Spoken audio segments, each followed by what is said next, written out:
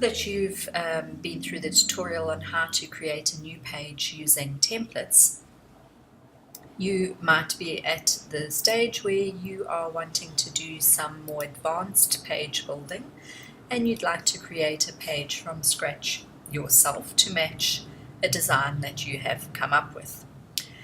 If that is the case, the process is the same for creating a new page. So this is a fancy new page, and you're going to go ahead and click on Page Builder.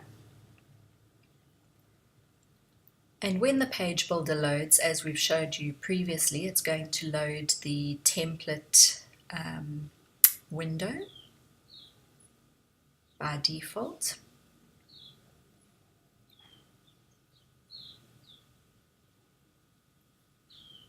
So here you go, you've got your layout templates and you know how to use those, but in this case you're not going to use them, you're going to build your own website or your own web page from scratch.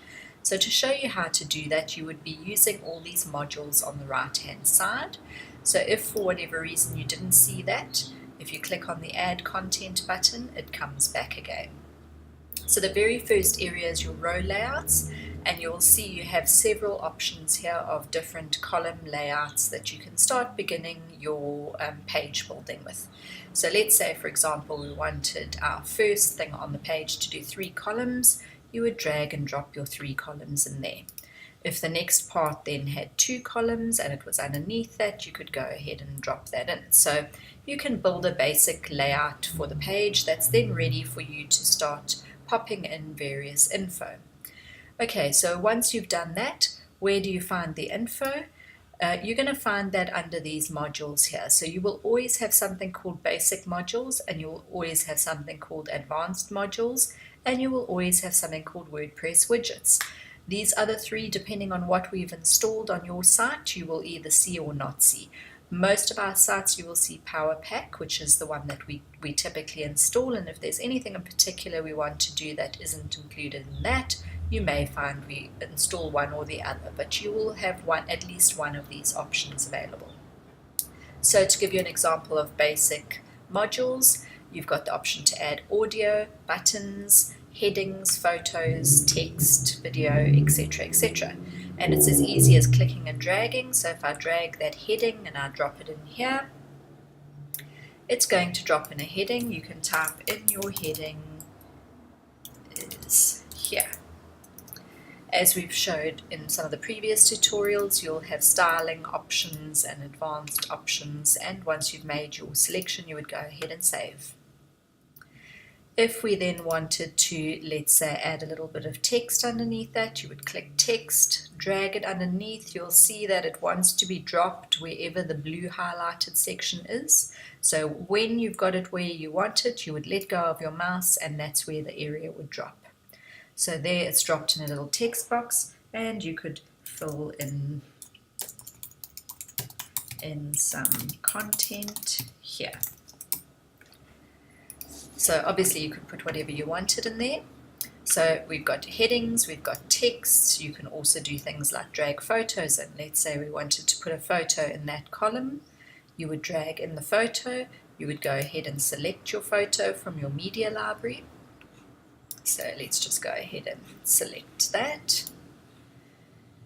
And what it's going to do is actually pop that photo in. I'm just moving this a little bit out the way so you can see. There you go, you can see it's actually popped the photo in.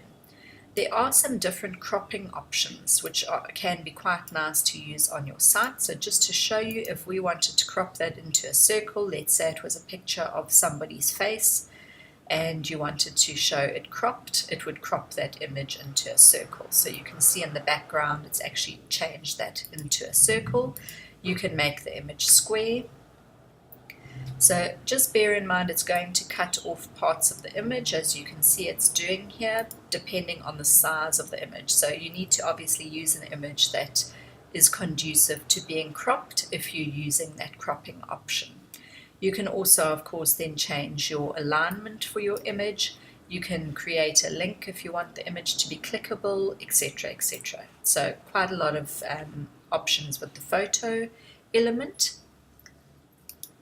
Other options you may add are things like the videos. If you've got a YouTube video or something you want to include in your page, you would click on that. You have the option of media library if it's one that you've uploaded already to your media library, or you've got the option of embed. So if it's a YouTube clip, you would just paste in your YouTube embed code here, and you would have your video live. So you can find that on YouTube, and if you click the share button on YouTube, there's the option to copy your embed code, and you would just paste it in here. And when you save, you'd have a video visible there. Other content options, so that's most of your basic modules we've been through.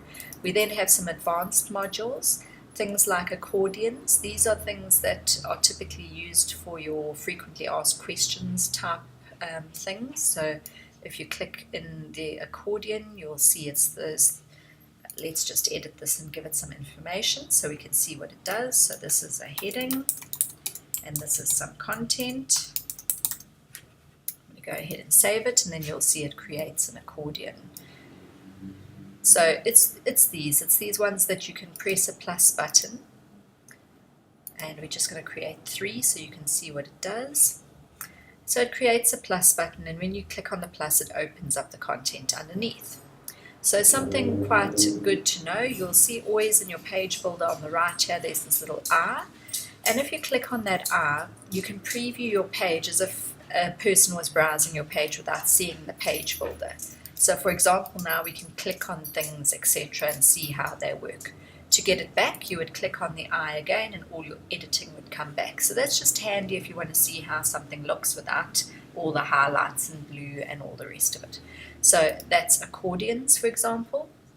There are a lot of different modules here: call to actions, contact forms, sliders, countdowns, galleries that you can create with images, Google Maps, icon groups where you can create different icon groups, posts to pull in your blog posts, pricing tables. This is something that's quite popular. So if we pull one of those in, let's create it in a new row so I can show you what pricing tables are.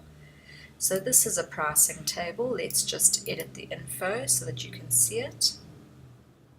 So if you have something, maybe something where you offer a few different services on your website, something like pricing tables are quite effective to use because it shows you the different options. In fact, what I'm going to do is just show you, we've used it on the home page of this site. So I can show you exactly what a pricing table is.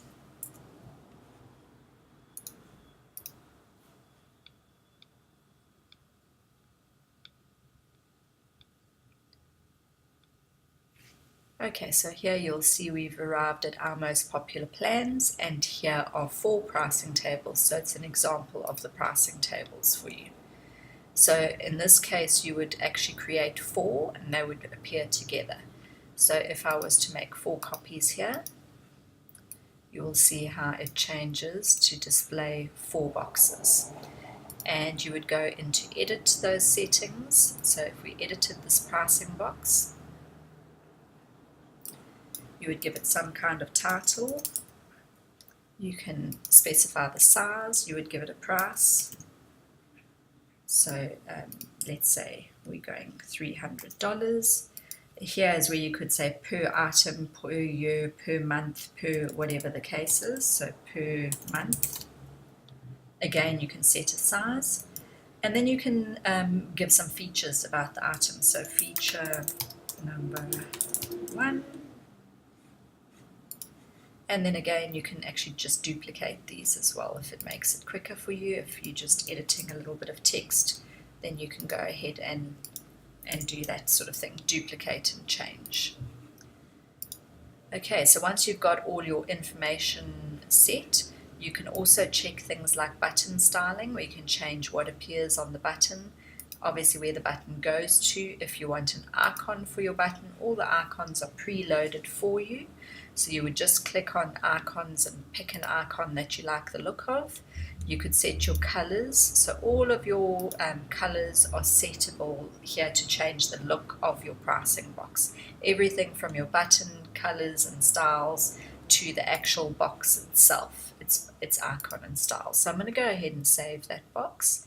just so that you can see it with some information in. So there you can see the title, $300 per month, the features, and the buttons. So quite a nice element to use in your sites, especially if you have something where you have different offerings and you want to do a comparison.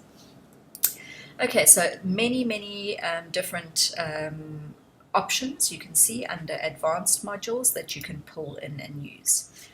Power Pack modules similarly has a whole lot of different options that you can pull in and use on your pages. You'll see that with this many options it can be quite overwhelming of how to actually create a page from scratch, and that's why sometimes using the sections and the row templates and the custom templates we've created for you is a better place to start.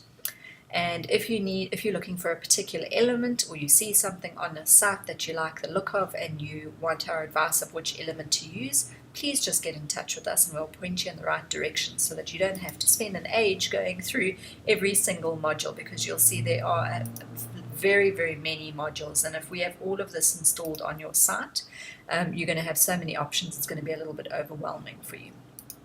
So that's how you would go ahead and create your layouts from scratch using your content area. You would create your rows in the layout that you want, and then you would pull in your modules individually into those rows to create specific layouts.